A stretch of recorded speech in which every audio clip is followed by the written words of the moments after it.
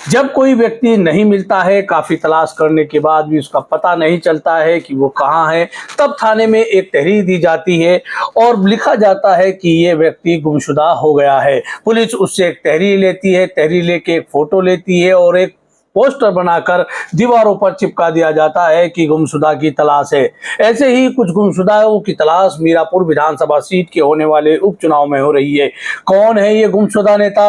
दरअसल राष्ट्रीय लोकदल के मुस्लिम नेता मीरापुर विधानसभा सीट पर होने वाले चुनाव में अब तक गुमशुदा की तरह नजर आ रहे हैं। यानी वो कहीं भी सोशल मीडिया पर, जमीन पर, मीरापुर विधानसभा इलाके में कहीं भी राष्ट्रीय लोकदल की प्रत्याशी के लिए चुनाव प्रचार नहीं कर रहे हैं। जब जनता से हमने जानने की कोशिश की तो कई ने कहा कि ये मुस्लिम नेता गुमशुदा हैं और ये हमारे दरवाजे वोट मांगने नहीं आ सकते हैं। कौन कौन ये मुस्लिम नेता हैं जो राष्ट्रीय लोकदल के, जो अपनी ही पार्टी की प्रत्याशी के प्रचार प्रसार में नहीं उतर रहे हैं? केवल एक ही नेता राष्ट्रीय लोकदल का दिखाई पड़ रहा है, उसका नाम आपको हम अगली वीडियो में बताएंगे। उससे पहले कौन कौन ये मुस्लिम नेता हैं जो चुनाव प्रचार से दूर हैं? कई को तो विधानसभा चुनाव के प्रभारी की भी जिम्मेदारी दी हुई है, लेकिन सोशल मीडिया पर अपना पोस्टर लगाने वाले ये नेता भी प्रभारी बनने के बाद भी नदारद है, लापता हैं और गुमशुदा हैं। हम इन गुमशुदा राष्ट्रीय लोकदल के नेताओं की डिटेल में आपको बात बताएंगे कि कौन कौन ये नेता हैं और क्यों गुमशुदा हैं, क्यों मीरापुर की जनता ने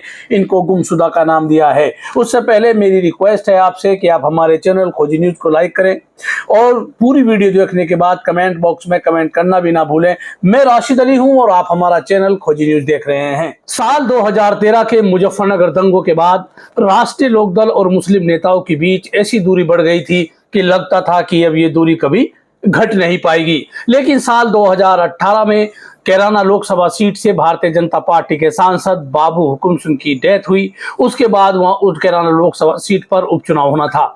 ऐसे में राष्ट्रीय लोकदल और समाजवादी पार्टी ने हाथ मिलाया और राष्ट्रीय लोकदल ने समाजवादी पार्टी की नेता तबस्सुम हसन को राष्ट्रीय लोकदल का सिंबल देकर कैराना लोकसभा सीट पर होने वाले उपचुनाव में टिकट दे दिया। उसके बाद राष्ट्रीय लोकदल और मुस्लिमों के बीच दूरियां कम हुई और तबस्सुम हसन ने वो चुनाव जीत लिया था। इसके बाद साल 2019 में जब चौधरी अजीत सिंह मुजफ्फरनगर लोकसभा सीट से पर तमाम पूरे गठबंधन के साथ चुनाव लड़ने आए, तब भी मुस्लिम नेताओं की राष्ट्रीय लोकदल से दूरियां खत्म हुई और नजदीकियां बेहद करीब आती चली गई। इसी बीच अमीर आलम खान, नवाजिश आलम, राव अब्दुल वारिस और नूर सलीम राणा जैसे बड़े बड़े नाम राष्ट्रीय लोकदल की तरफ आते चले गए।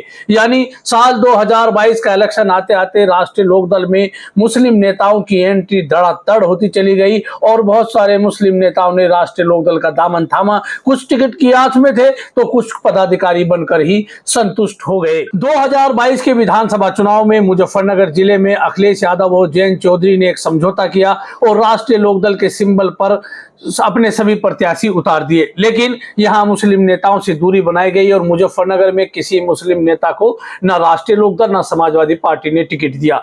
उसके बाद भी उम्मीद थी कि राष्ट्रीय लोकदल और सपा का गठबंधन है तो राष्ट्रीय लोकदल के मुस्लिम नेताओं को एक उम्मीद, एक आस थी, कुछ 2024 के लोकसभा चुनाव भी लड़ना चाहते थे। इसी बीच 2022 के विधानसभा चुनाव में राष्ट्रीय लोकदल ने अशरफ अली खान को थाना भवन से टिकट दिया और गुलाम मोहम्मद को मेरठ की सीवाल खास विधानसभा सीट से दोनों चुनाव जीत गए। साल 2024 आते आते राष्ट्रीय लोकदल और समाजवादी पार्टी के बीच दूरियां ज्यादा हो गई और जयंत चौधरी ने भारतीय जनता पार्टी से हाथ मिला लिया। जब भारतीय जनता पार्टी से चौधरी जयंत सिंह ने हाथ मिलाया तब मुस्लिम नेता जो राष्ट्रीय लोकदल थे इस उम्मीद में राष्ट्रीय लोकदल में बने रहे कि वो सत्ता का स्वाद चखेंगे। लेकिन उत्तर प्रदेश में योगी आदित्यनाथ की सरकार है जहां नेताओं को सत्ता का स्वाद अभी तक चखने नहीं दिया जा रहा है। 2024 के लोकसभा चुनाव में अमीर आलम खान अपने बेटे नवाजिश आलम खान के लिए कैराना लोकसभा सीट से टिकट मांगते रहे, लेकिन उनके हाथ मायूसी आई और कैराना लोकसभा सीट पर भारतीय जनता पार्टी के प्रदीप चौधरी चुनाव लड़े। साल 2024 के लोकसभा चुनाव में मुस्लिम नेताओं का इम्तिहान था कि वो राष्ट्रीय लोकदल को कितनी वोट दिलाएंगे। लेकिन चूंकि कैराना और मुजफ्फरनगर लोकसभा सीटें भारतीय जनता पार्टी के खाते में गई थी, तभी इन मुस्लिम नेताओं की साख बच गई थी कि भारतीय जनता पार्टी के लिए वो मुस्लिमों में वोट नहीं मांगेंगे। हो सकता है राष्ट्रीय लोकदल का सिंबल होता तो हम जरूर वोट मांगते। लेकिन इत्तेफाक देखिए, बिजनौर लोकसभा सीट से जो मीरापुर से विधायक थे चंदन चौहान, वो सांसद बने। मीरापुर विधानसभा सीट रिक्त हुई और रिक्त होने के बाद यहां उपचुनाव होना जाहिर सी बात थी। उपचुनाव की घोषणा नहीं हुई थी, लेकिन अमीर आलम खान ने एक दिन सोशल मीडिया पर आकर कहा कि नवाजिश आलम के टिकट के लिए मीरापुर से जयंत चौधरी ने हां कर दी है। बधाइयों का तांता लगता गया। बाद में पता चला कि ऐसा कोई भरोसा जयंत चौधरी ने अमीर आलम खान को नहीं दिया था। एक वक्त ऐसा आया कि कई मुस्लिम नेता मीरापुर विधानसभा सीट पर होने वाले उपचुनाव में राष्ट्रीय लोकदल के सिंबल की दावेदारी करने लगे। खैर, उठापटक चलते चलते नतीजा ये आया कि राष्ट्रीय लोकदल ने मिथिलेश पाल को अपना अधिकृत उम्मीदवार मीरापुर विधानसभा सीट पर कर दिया। एक हफ्ते का समय मिथिलेश पाल को प्रत्याशी घोषित करते हुए हो चुका है। मिथिलेश पाल और राष्ट्रीय लोकदल और भारतीय जनता पार्टी के तमाम नेता सक्रिय हैं।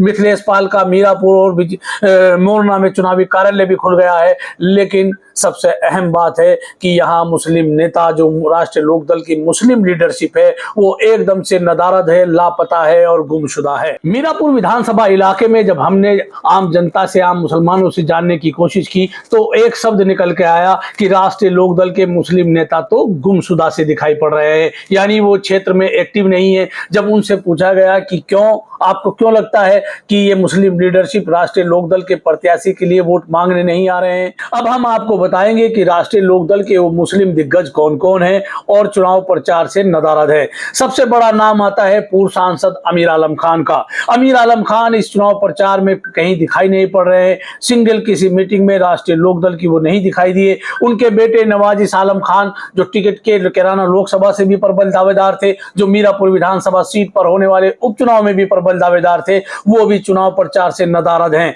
इसके साथ ही नूर सलीम राणा एक बहुत बड़ा नाम है, जो पूर्व विधायक जरथावल से रह चुके हैं, वो भी चुनावी परिदृश्य से गायब हैं। उनकी बात यहां जायज दिखाई पड़ सकती है, क्योंकि उन्हीं के परिवार की एक बहू सुम्बुल राणा समाजवादी पार्टी के टिकट पर चुनाव लड़ रहे हैं, तो वो कहीं ना कहीं अपने पारिवारिक रिश्ते बचाने की जद्दोजहद में मीरापुर विधानसभा में सक्रिय नहीं है। हालांकि वो जयंत चौधरी के दरबार में लगातार अपनी हाजिरी दे रहे हैं। इसके साथ ही थाना भवन से विधायक अशरफ अली खान है। लगातार सोशल मीडिया पर एक्टिव रहने वाले अशरफ अली खान मीरापुर विधानसभा चुनाव से नदारद हैं। उनकी भी गुमशुदा की तरह तलाश हो रही है। मीरापुर विधानसभा इलाके में अशरफ अली खान मिथिलेश पाल के किसी भी कार्यक्रम में अभी तक दिखाई नहीं पड़े हैं। सोशल मीडिया पर भी हमने उनके फेसबुक पेज पर सर्च करने की कोशिश की तो वहां भी कोई पोस्ट मिथिलेश पाल के लिए वोट मांगने के लिए नहीं है, और ना ही कोई पोस्ट उनकी ऐसी है कि वो मीरापुर विधानसभा इलाके में राष्ट्रीय लोकदल की अधिकृत प्रत्याशी के लिए काम कर रहे हैं। इसके साथ ही मेरठ जिले की सिवाल खास विधानसभा सीट से राष्ट्रीय लोकदल के विधायक